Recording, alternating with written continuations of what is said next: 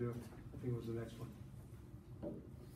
I must have done this one in, which class am I in? I must have gotten to the wrong class when I was doing problems up there. Okay, so I'm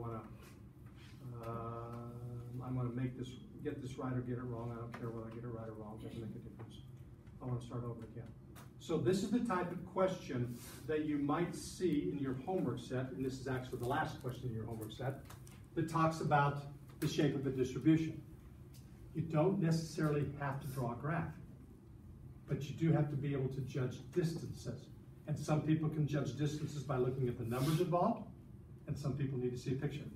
Some people are right-brained, they're very visual-oriented people. Some people are left-brained, give me a list of numbers, I'm good with that, I don't need to see a picture. Okay? So looking at this, tell me about the lower 25%, the left tail of the distribution. It spans what distance? 211. From 299 to 88. Isn't that 211? Okay. What does the right-hand side of the distribution span?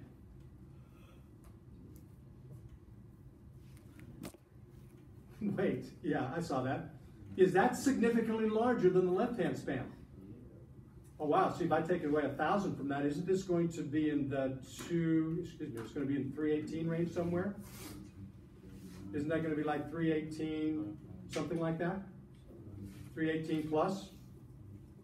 Is the left tail roughly the same distance as the right tail?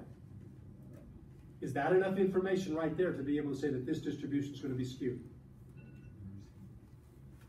Yes?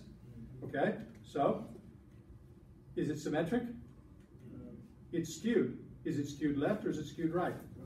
Skewed to the right. Because the author tends to come back and look at the median, look at the lower 50% and the upper 50% more than he looks at individual pieces. And you can get away with that most of the time. But would that indicate that the median is closer to the minimum value or the maximum value? It's going to be closer to the max. And again, you could come up here and you could say, well, look at the median to the maximum value. Isn't that still a pretty good sized number? And look at the median to the minimum value. Isn't that a much smaller number comparatively? Sometimes you can make the decision by just looking at the quartiles, the outside quartiles. Sometimes you look at the 50% values of the problem. But in this particular case, we would have to say that it's closer to the maximum, and that means that the mean is also going to be pulled out that way. But the mean and the median are not going to be at the same place any longer. Okay? So, hang on a second. It's closer to the median's closer to the minimum. Okay? Here I am, I'm thinking in my mind, it means that the mean value is closer to the maximum. But the median value is where you have 50% of the data and it's closer to the minimum value. So maybe this time I get it right. So you see a problem there. So that's one of the types of problems where you might see that particular exercise that you had to have some knowledge about distribution shapes. Okay? Now,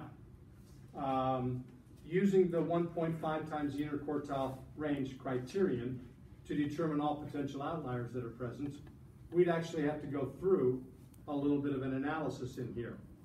Does it appear that there are going to be any excessively large values or any excessively small values? So because they only gave you the 5-number summary, do you know if there are excessively large values, which one it's going to have to be? That would obviously be this one over here, right? There may be more, but that's not what they asked us. They didn't give us enough information to look at all of the stuff.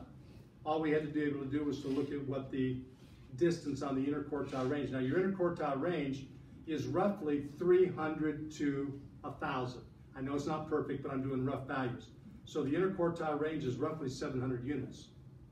1.5 times that makes it roughly another 350, makes it roughly that many units. So if I go 1,050 beyond this particular point, I only get to about 2,000. If I go 1,050 back from here, I more than swallow up the minimum value, don't I? So are we certain that there are no excessively small values in this distribution? Are we absolutely certain that there are excessively large values? Do we know exactly how many? At least one, right? And if there are more, we need to see more information, wouldn't we? Well, they don't give us enough information to determine all of them, but there certainly is enough information to say this one is not going to be acceptable.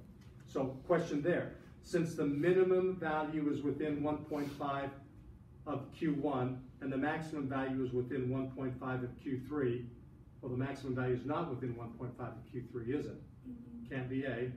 Since the minimum value is not within 1.5 of Q1, but it is, isn't it? So it can't be B. Since the minimum value is not within 1.5 of Q1, but it is, isn't it? So it can't be C. Since the maximum value is not within 1.5 of Q3, then there's at least one outlier in that direction, right?